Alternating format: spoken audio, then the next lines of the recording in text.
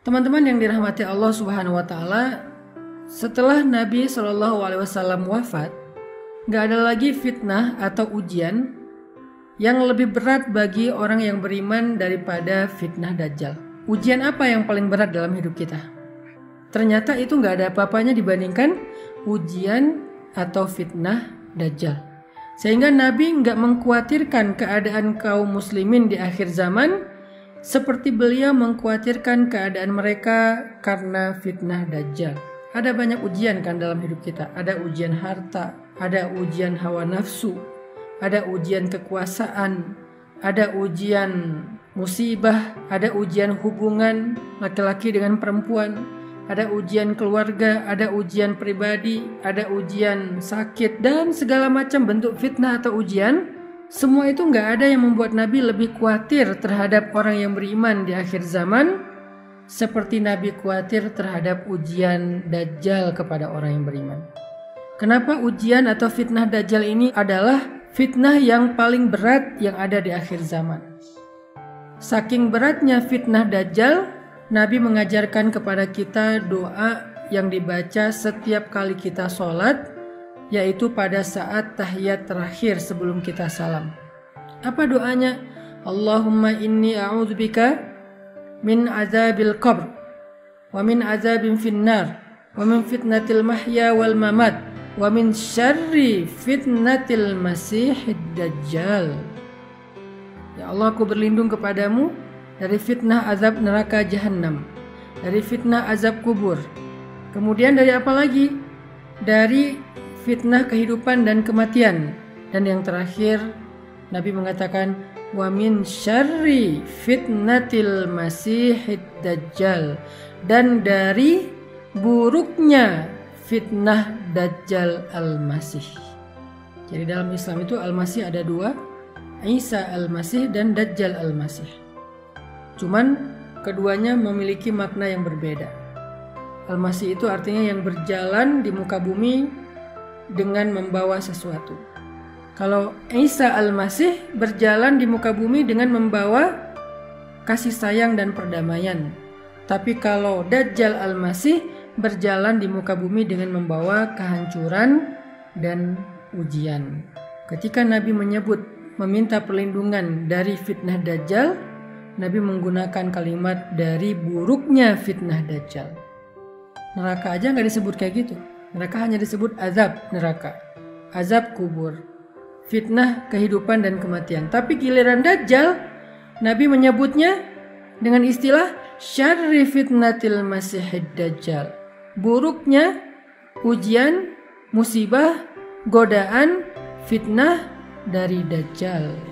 Ini menunjukkan bahwa Nabi itu khawatir banget terhadap keadaan umatnya di akhir zaman, khususnya mengkhawatirkan keadaan kita apabila menghadapi fitnah-fitnah Dajjal.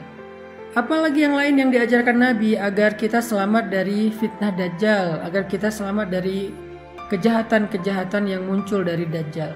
Salah satunya adalah Nabi mengajarkan kita tentang menghafal dan membaca surat Al-Kahfi.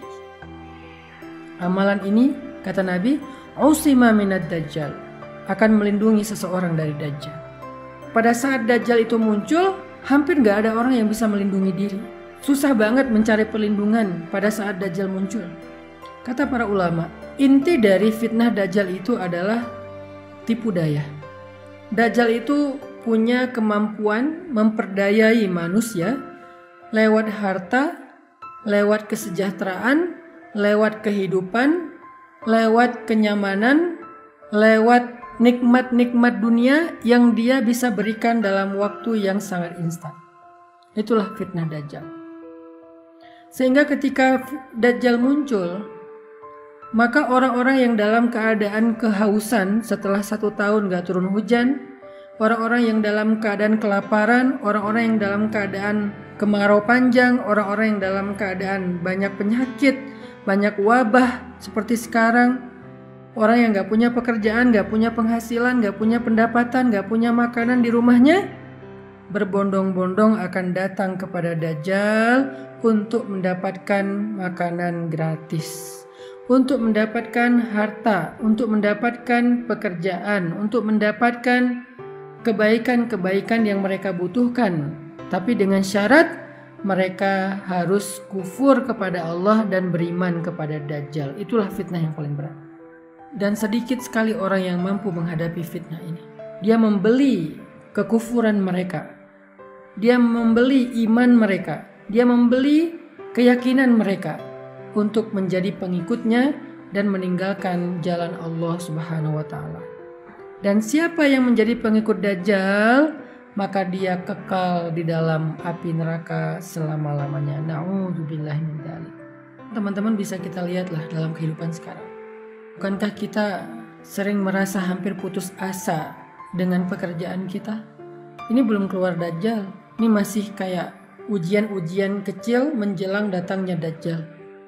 Ada ujian harta. Banyak dari kita yang hampir berputus asa dengan rezeki yang halal, sehingga kita menghalalkan segala cara. Banyak di antara kaum muslimin yang udah gak peduli lagi halal dan haram, yang dia pedulikan yang penting saya bisa makan. Itu belum keluar Dajjal. Karena ketika Dajjal keluar, kondisi manusia itu dalam keadaan yang sangat-sangat sulit. Sehingga dengan kesulitan yang luar biasa berat itu, banyak orang yang akan berputus asa dan gak peduli lagi soal imannya, gak peduli lagi soal keyakinannya, gak peduli lagi soal akidahnya. Dia malah berburuk sangka kepada Allah. Sehingga tugas kita adalah melindungi diri kita dan keluarga kita. Kita baca Al-Kahfi, lalu kita ajarkan itu kepada keturunan kita, anak-anak kita dan keluarga kita.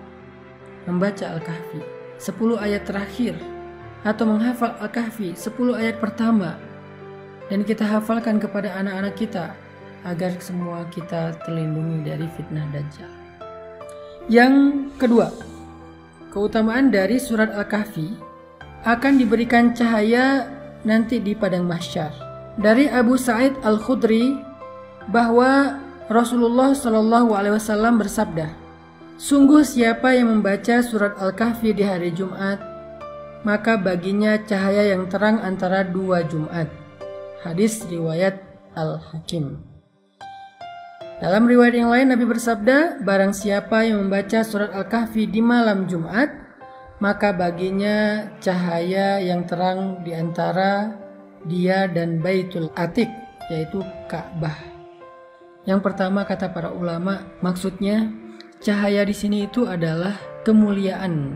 Nabi kalau mengumpamakan kemuliaan, salah satunya adalah dengan perumpamaan cahaya.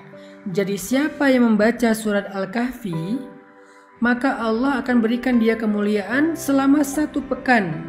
Sehingga jika dia wafat di antara hari-hari dalam 1 pekan itu dia meninggal dunia, maka dia meninggal dunia sebagai orang yang mulia dan dimuliakan oleh Allah dan para malaikat. Yang kedua, cahaya antara dia dan Ka'bah. Maksudnya, saking terangnya cahaya yang Allah berikan dengan membaca Al-Kahfi, seolah-olah seandainya dunia ini tidak ada matahari, maka dia bisa menerangi bumi dari tempat dia tinggal sampai ke Ka'bah. Saking terangnya. Jadi kalau dari Indonesia ke Ka'bah itu terang, berarti kayak cahaya matahari setengah bumi. Apa maksudnya? Itulah cahaya yang akan dia dapatkan nanti di padang mahsyar.